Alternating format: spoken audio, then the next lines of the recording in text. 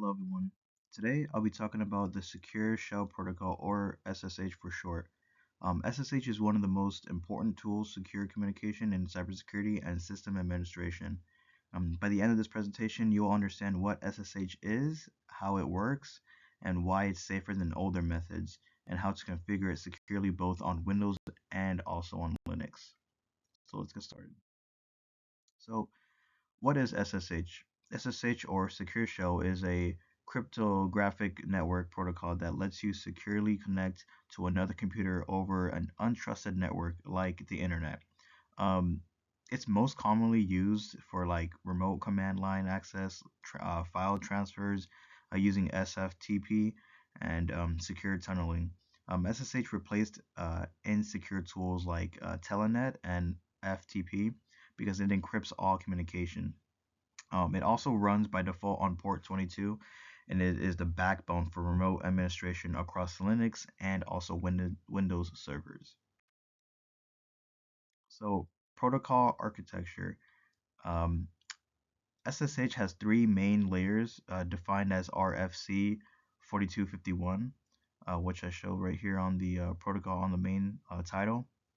And the transport layer handles encryption and integrity. It makes sure like our data can't be read or changed. The user authentication layer verifies who we are, usually with a password or public key. Finally, the connection layer, it is multiplexes different channels. For example, like one of your terminal sessions, another for file transfers, and another for port forwarding, all inside one encrypted connection. So the handshake.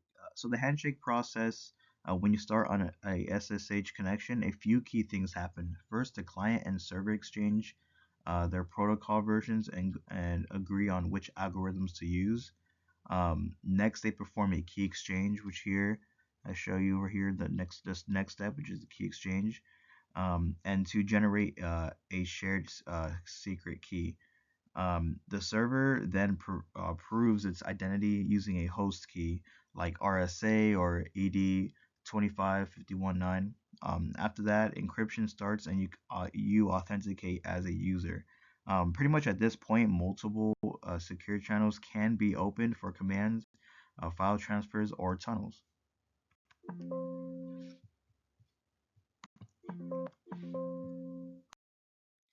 Algorithms and key types. So modern SSH supports a variety of cryptographic algorithms.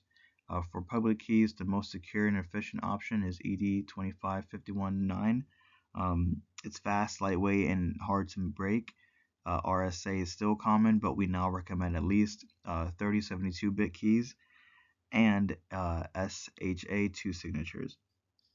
For chippers, Chaka 20 Poly 1305, excuse me if I kind of chop that up, and AES GCM are preferred because they provide authenticated encryption.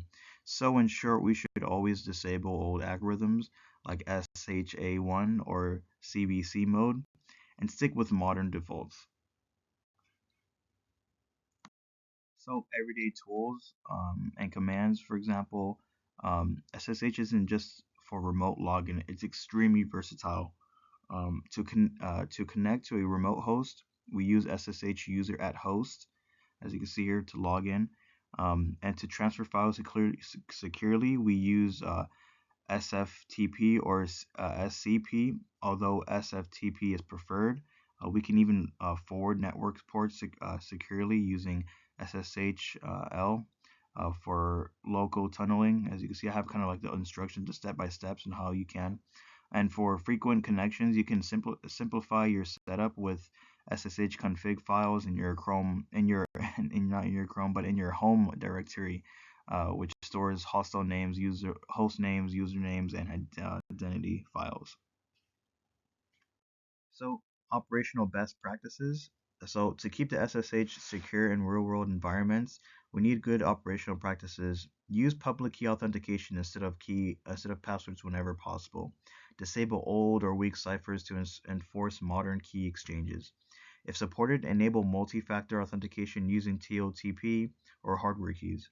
restrict which users can log in, use firewalls or tools like fail to ban to stop brute force attacks like a hacker trying to brute force a password and whatnot to get into your emails and other vital information.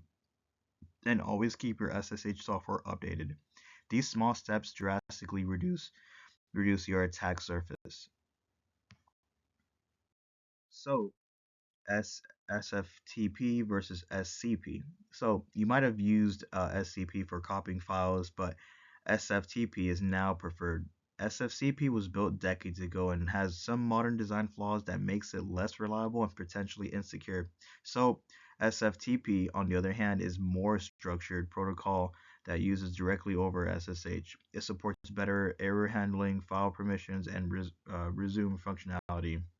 In most organizations, SCP is being phased out in favor of SFTP. Windows versus Linux implementations. So SSH is not just for Linux anymore. Modern versions of Windows include OpenSSH by default. So you can enable it through your Windows features or PowerShell. On Linux, SSH is managed through the SSHD service. For both systems, always make sure port 22 is open only where needed and check your firewall rules. It's the same protocol under the hood, just different management interfaces. So, to wrap things up, the key takeaways is SSH remains one of the most reliable and secure tools in cybersecurity. Use strong modern keys like ED 25 519. Prefer SFTP over SCP. Disable outdated algorithms and keep your system patched. A well configured SSH environment ensures secure remote administration and data transfer, which are essential for every cybersecurity professional. Thank you for listening to my presentation.